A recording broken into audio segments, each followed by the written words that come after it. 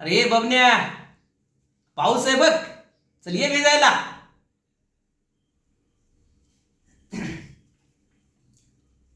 एवढा तरणा मर्द तू पावसाला घाबरतोस?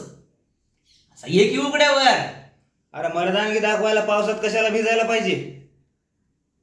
अरे उघड्यावर आलास तरच कळेल ना की तू किती डेअरिंग बाज आहेस ते.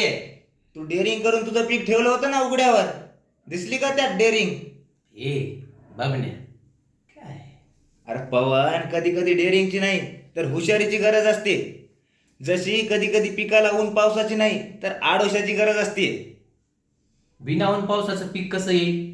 आता मग सांग बरं, माझं पीक तुझ्या तिप्पट चौपट आलं का नाही? हा, ते तर राहिलं का. पण हे पिकावर घर बांधायला परवडेल का मला? अरे त्यासाठीच तर शासनानं आणली आहे एकात्मिक फलोत्पादन विकास कार्यक्रम अंतर्गत संरक्षित शेती, ज्यामध्ये तुला फळं, फुलपिके, भाजीपाला ह्यातील ज्या पिकांना नियंत्रित वातावरणाची गरज असेल त्यासाठी अनुदान किंवा आवश्यक ती सामग्री मिळेल. हा, मग ह्यात काय काय आलं?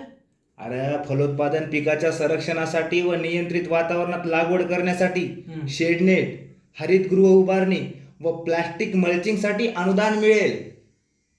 वा वा वा वा वा, म्हणजे फलोत्पादन वाढणार, क्वालिटी बी वाढणार आणि संरक्षणाची फुल गॅरंटी. अरे ही आहे महाराष्ट्र शासनाची नीती, फलोत्पादनाला संरक्षित शेती, वा, शेतकरी सुजलाम. आणि महाराष्ट्र सुपला. जमलं. हा बघ.